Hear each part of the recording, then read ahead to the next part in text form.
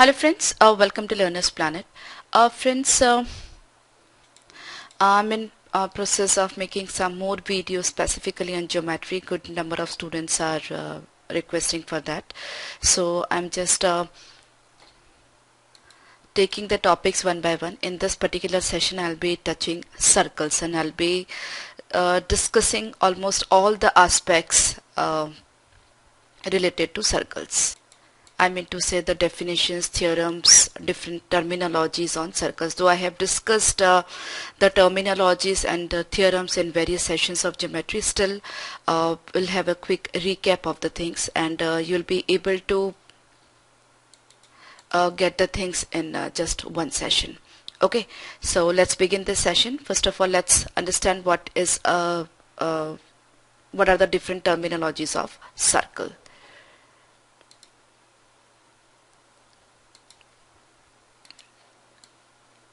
Here I'm having a circle. Now if I match the 2 points of the circle and the line is passing through the center of the circle, then we call it as a diameter. This is the center of circle. All these are diameters of the circle. Okay, we can have n number of diameters. The only condition is the line should pass through center of the circle, right? A diameter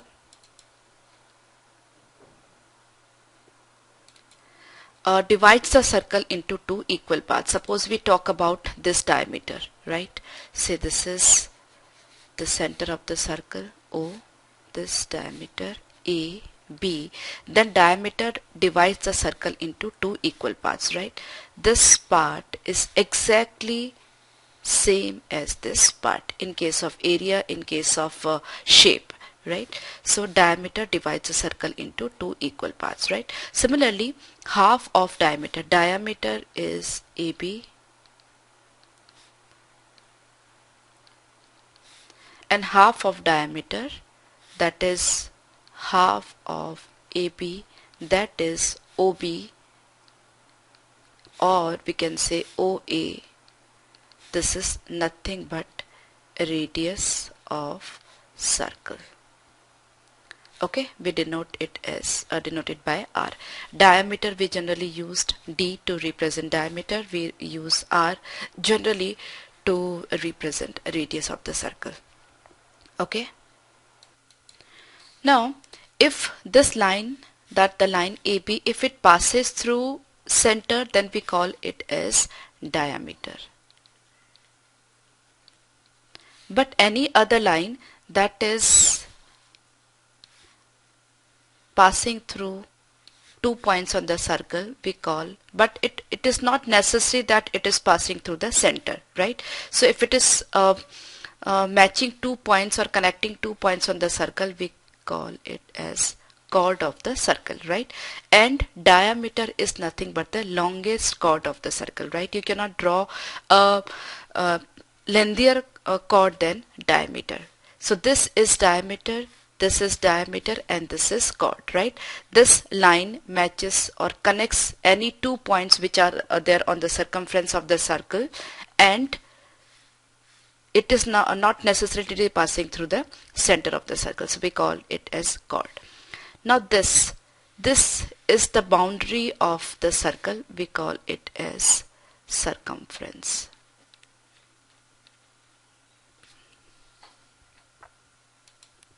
So this is chord, this is circumference, the longest chord is diameter, half of diameter is radius. So 1, 2, 3 and 4 terminologies are clear to you. Now next terminology is secant. See, here we see the chord. It is both the points are there on the circumference of the circle, right? And if we join both the points, we'll be getting chord of the circle, right? But if we have a line that is passing through the 2 points on the circumference like this, right? So this is known as secant of the circle. Now what is the difference between secant and chord? Chord is from this point to this point, right? From this point to this point it is chord because it is joining two points which are there on the circumference, right? And secant is passing through two points which are there on the circle, right? So that is the difference. So this is secant and this portion from here to here it is chord. Similarly, next we have tangent of the circle, right? This is what? The tangent of the circle, right? The line that is touching the circle at any point on its circumference. Okay, various properties related to secant and tangent we'll discuss later on in this session. As of now, you should be clear with the terminologies, right? Properties we'll discuss later on. So chord, diameter, circumference, radius, secant, tangent, these terminologies are clear in your mind now. I'm just having a diagram over here, or we just have a quick recap. This is the circle, center of the circle. From center of the circle, if we draw a line up to circumference of the circle, then O, this line is known as radius of the circle, right? Any line that is matching or that is joining two points on the circumference is known as chord. Diameter is the longest chord, and this line is known as secant, that is passing through 2 points on the circumference. Okay, a line joining 2 points on the circle is known as chord of the circle. A line which intersects a circle in 2 distinct points is called a secant of the circle. So you must be knowing the difference between the secant and a chord. Okay, and diameter is the longest chord. Now let's discuss arc of the circle. See this, as we have already discussed, this is the circumference of the circle.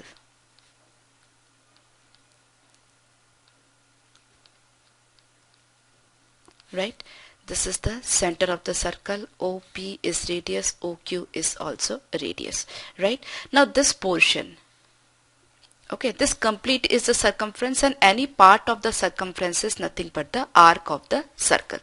Here we can say this arc PQ. PQ we represent it like this, arc PQ, that is this portion of the circle. Similarly, we have this arc, that is arc QP. Okay, so that is this portion of the circle. So any portion of the circle, any part of the circle or circumference precisely is known as arc of the circle. So here this is, now if I draw diameter over here, the length of this arc is equal to length of this arc, right? If this is diameter, then length of this arc will be equal to length of this arc. So the diameter, as I've already told you, diameter divides the circle into 2 equal portions, right? So both the side will be getting equal length of arcs. But in case we find, we try to find the arc, length of the arc in this case, right? Here we have radius OQ, here we have radius OP, right? Both of them are radius of the circle. So these 2 points, if these 2 points are not on diameter of the circle, then we will be getting 2 types of arc, that is minor arc and major arc, right? Major arc, the arc which is having more length, and minor arc which is having less length. So this is actually major arc. Okay, the length of this arc will be more than half of circumference, right? This is half circumference and this is more than that, so it is major arc from this point to this point. So this is major arc. Okay, then similarly this from this point to this point, that is also arc, but this is minor arc. Okay, so major arc has more length, minor arc has less length. An arc whose length is less than the semicircular arc is called minor arc, and if it is greater than semicircular arc, then it is major arc, right? Semicircular arc is portion from this point to this point, right? And if we talk about this arc, that is having, it is having the length more than semicircular arc, so it is major arc, and this arc is having less length than semicircular arc, so it is minor arc. So major arc, minor arc. Now as we have just discussed major arc and minor arc, similarly we have major segment and minor segment, right? This is center of the circle, and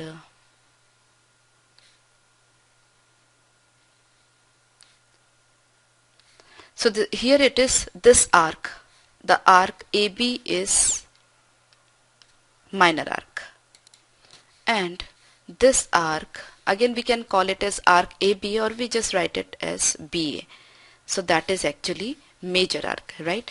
Now see this arc AOB, right? This is arc AOB. This portion is a minor arc and that portion is major arc, right? If we join the point AB, we get the segment. Okay, so if we get if we join point AB, we get minor segment, because this is the portion of minor arc, right? So this is minor segment, and after this green line, the remaining portion apart from this green line is actually major segment, right? Precisely this, if we join 2 points on the circumference, right, and if this area is less than the area of semicircle, then it will be minor segment and it will be major, right? If this is a diameter, so diameter divides a circle into 2 equal parts, so both the regions will be of same area. If the dividing line is not diameter, then there will be 2 segments, one will be major and one will be minor, right? The area, the one in which is having the area less than semicircular region will be minor segment, and the other one will be major segment. So here this, the last green line that is being shown over here, this is minor segment and the remaining is major segment. Okay, now let's see some important points. Circles having same center are said to be concentric circles, right? We have this center, and with this center we have drawn this circle, the red one, right? And with the same center we have drawn another circle, that green one, right? We can draw so many circles with a common center, right?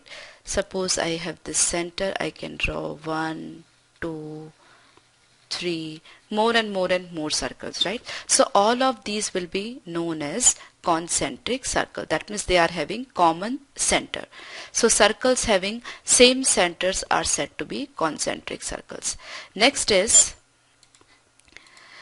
two circles are congruent if and only if they have equal radii, that is R1 is equal to R2, then both the circles are congruent. Congruent circles means in size they are same, right? If you put one circle on another, you'll not be able to see the circle that is below the other circle, right? That means both the circles are congruent. So two circles are congruent only if they have equal radii. See, only radius is the variable portion in a circle.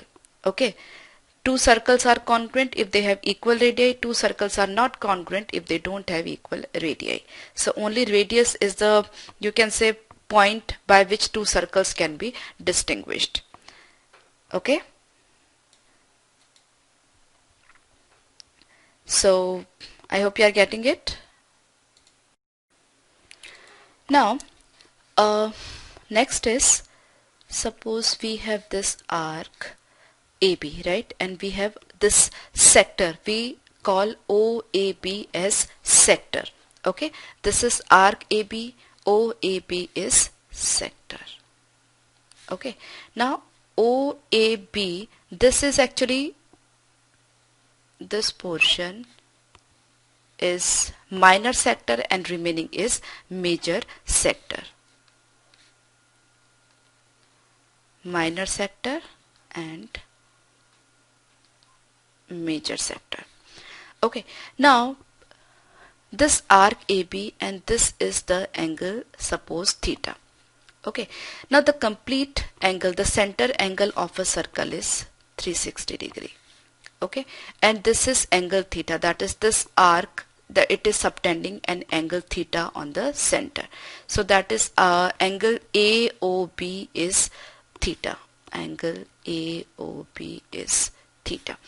Now we have suppose one other arc. Suppose it is OPQ, right? And if this angle is also theta, right? If this angle is theta and if this angle is also theta, then arc PQ will have the same length as arc AB. This is a very basic property that you must be knowing, right? So both the things are true. If the length of the arc is equal, then both of them will subtend equal angle at the center, and vice versa is also true. If they are subtending equal angle on the center, the length of the arc will be same. Okay. Two arcs of a circle or congruent circles are said to be congruent if and only if they have same degree measure. Thus, arc PQ is equal to arc RS if arc RS if and only if measure of arc PQ is equal to measure of arc RS. Measure of arc PQ means this angle, right? So if this angle is equal to this angle, that means arc PQ will have the same length as arc RS. Okay, so that's also an important property that you must be knowing. See, you must be knowing all the properties, because when you are when you will start solving the problems from circles, if you don't know the properties, you will not be able to solve the problems, right? So that's why it is really necessary.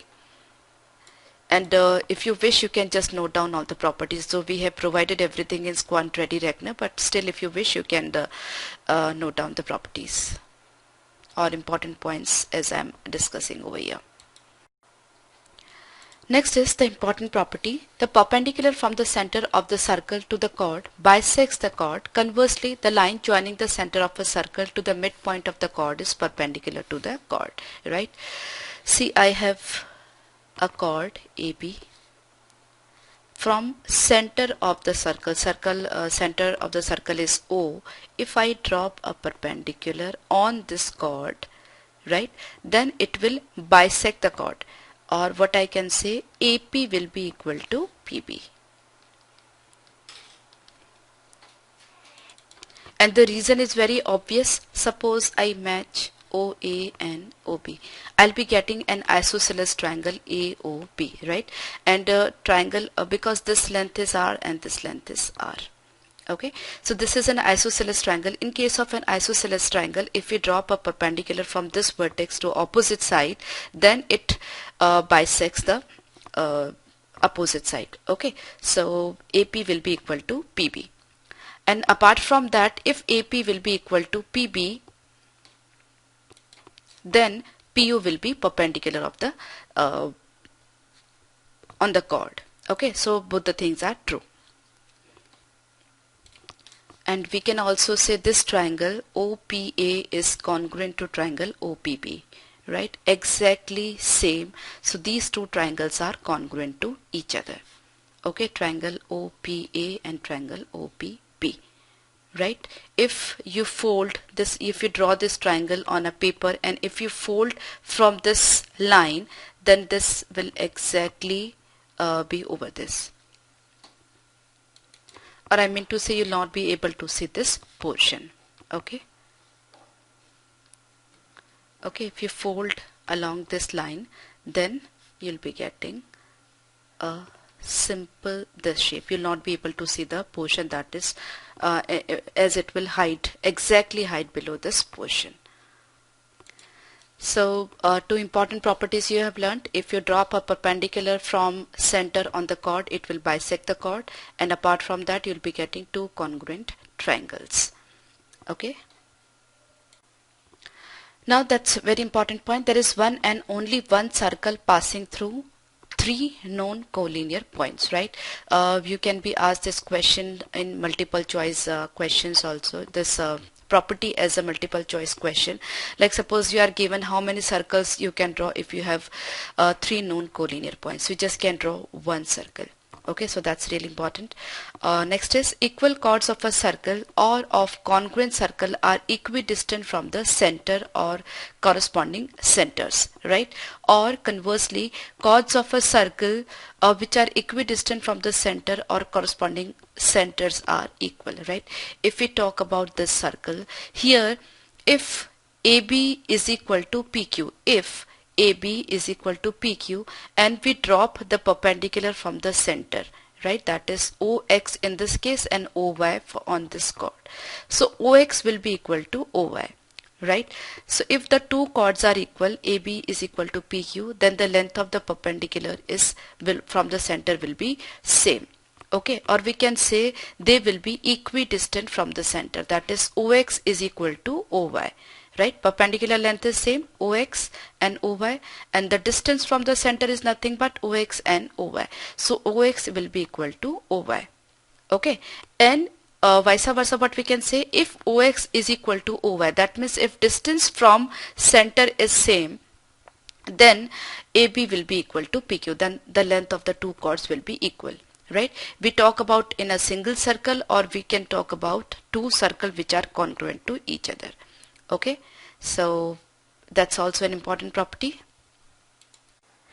Now just discussing very important property. The degree measure of an arc of a circle is twice the angle subtended by it at any point of the alternate segment of the circle with respect to the arc. Right, now here I am having a chord AB, right, and AOB is this complete. Okay, OAB is a segment, OAB, this complete is a segment. Okay, and arc AB, it is making an angle on the center, right, at the center, so that is angle 1, right, from the same arc, right, arc AB, from the same arc, if we draw this line, that is AC and that is BC, then we'll be getting angle 2. Okay, now angle 1 will be double than angle 2. Angle 1 will be double than angle 2. Twice angle 2. So that's very important property. Okay. Just draw the diagram once again over here. I am having, this is the center of the circle. This is the angle of this arc. Suppose it is theta. Then from the same arc, this angle will be theta by 2. So that's very important property, right? Sometimes you may be asked if this angle is, say this angle, if this angle is 45 degree, then what will be the value of this angle? So if you know this property, you can directly say it will be 90 degree. Okay, because whether the chord is drawn or not, but this angle we can see clearly. So if this angle is 45 degree, this angle will be 90 degree. From the same arc, the angle subtended at the center will be double than angle subtended at the circumference of the circle. So that's really important. Okay. Now that's once again an important property. The angle between a tangent and a chord through the point of contact is equal to angle in alternate segment, right? This is a chord we are having over here, and this is a tangent, right? Angle between this chord and this tangent, here it is angle 2. Okay, similarly we have this chord, right? So in this case, the angle between a tangent and a chord, that is angle 2 through the point of contact, right? That is actually, this is point of contact of this tangent, right? So from point of contact, this is the tangent and this is the point of contact and this is the chord, then angle 2 will be equal to angle 1, right? Similarly, we have this chord and this is the point of contact of the tangent, so angle 4 will be equal to angle 3. So that is, angles in alternate segments will be equal. So that's a very important property. Okay, the angle that this chord is making with this tangent at this point of contact will be equal to this angle. Okay, angle 1 is equal to angle 2 and angle 3 is equal to angle 4.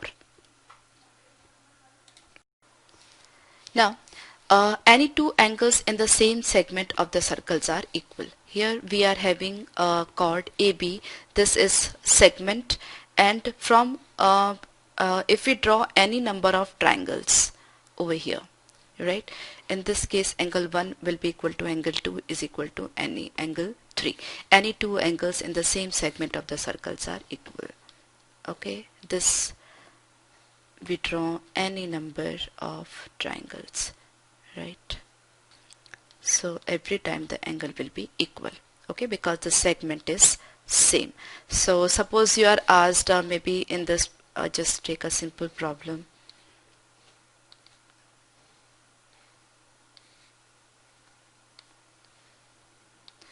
You are asked if this angle is say 45 degree, what will be the value of this angle, or what will be the measure of this angle. So same, it will be 45 degree because the segment is same. Okay. Next is any angle in the semicircle is right angle. Conversely, the arc of the circle subtending a right angle at any point of the circle in its alternate segment is a semicircle.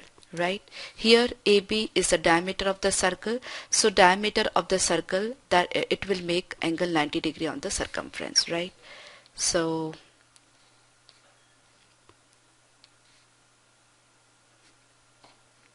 sorry, just draw a circle. That is the diameter of the circle. So this circle, this angle, maybe this angle, maybe this angle, maybe this angle, right? All of them will be of 90 degree.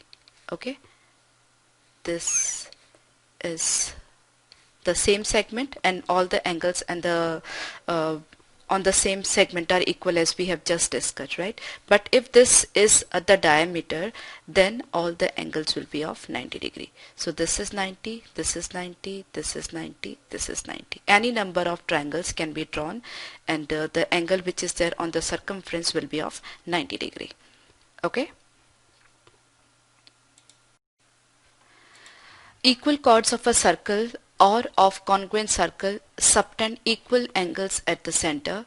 Conversely, if the angles subtended by the chord of a circle at the center are equal, the chords are equal, right? We have this circle, this is the chord, this is the chord, right? So this angle, if it is theta, it will also be theta, or we can say if it is theta, then length of this chord will be equal to this chord, right? Or in other words, we can say if this length of this chord is equal to this chord, then both of them will subtend equal angle at the center. Okay, so both the things are true. If center angles are equal, then the length of the chord will be equal. If length of the chords are equal, then the center angle will be equal. Okay. The sum of either pair of opposite angles of a cyclic quadrilateral is 180 degree. Conversely, if the sum of any pair of opposite angles of a quadrilateral is 180 degree, then the quadrilateral is cyclic, right? Precisely, what is a cyclic quadrilateral? All the four vertices of the quadrilateral, if they are lying on the circle, circumference of the circle, right? Here we can say A, B, C, D. All the 4 points of the 4 vertices of this quadrilateral are there on circumference of the circle. So if all the 4 points are there on the circumference of the circle, we call it as a cyclic quadrilateral, right? All the 4 points, all the 4 vertices of the quadrilateral are on circumference of circle, right? Now if the quadrilateral is cyclic, that means all the points are on circumference, then the sum of opposite angles will be 180 degree, right? Here we can say angle A plus angle C will be 180 degree. Similarly, angle B plus angle D is 180 degree.